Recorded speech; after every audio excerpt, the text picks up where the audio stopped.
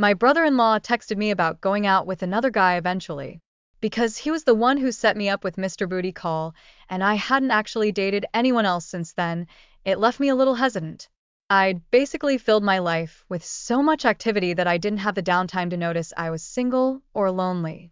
I wasn't actively looking for someone to date, so my being scared to try again didn't seem like being scared. It was just not having time. But I think I may have done that to myself on purpose subconsciously.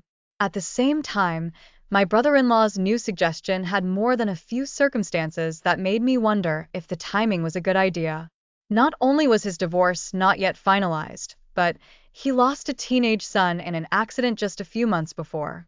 The amount of grief he and his family would be processing in that moment is absolutely impossible to describe.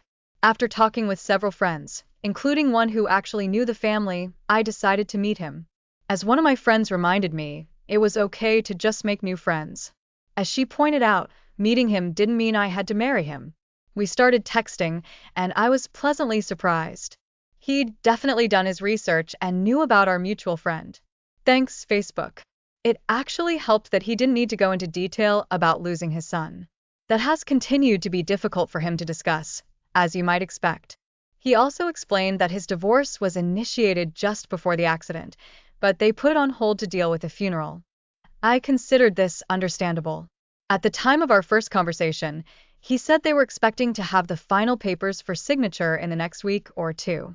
While my own divorce was my personal nightmare, his was quite literally a Lifetime movie that I think I've seen a couple of times now, the one where the wife leaves for a guy half her age. It shouldn't have surprised us when it took another 6 months to finalize his divorce.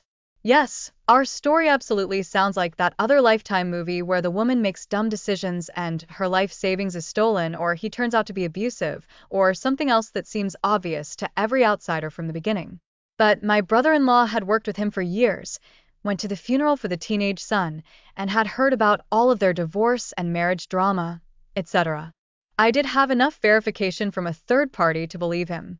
When we get beyond the horrific drama, the text message exchanges are far better than any conversations I've had with any other guys.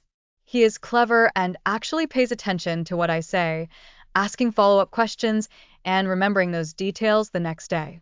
He would make memes for me reflecting our earlier conversations. I loved it. He remembered the names of my friends and asked about them. I mean, I do that.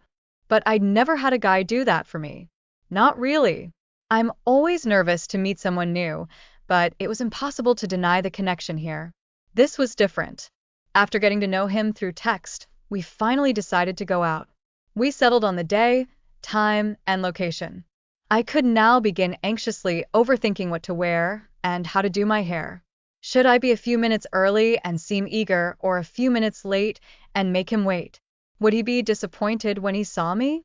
I think I may have even warned him ahead of time that I get quiet when I'm nervous, so he may have to carry the conversation for a few minutes. When the evening arrives, my mother and my daughter help me decide on my outfit. My daughter sweetly told me I looked beautiful in everything. My mother decided to point out which choices could potentially make me look a bit heavy from certain angles. I was not fat, and I was actually in really good shape. My mother had a way of helping that left me overly paranoid in ways that had not previously occurred to me. I decided to wear a long cardigan over my top and jeans so I didn't worry about any potential, non-existent body issues. Thanks, Mom. I finished off my hair and makeup, then I added my jewelry and heels to declare I was ready for my date. I was incredibly nervous, but at least I was dressed. Now, it's time for the date. Please like and subscribe. If you have not yet watched the previous videos, now is the time.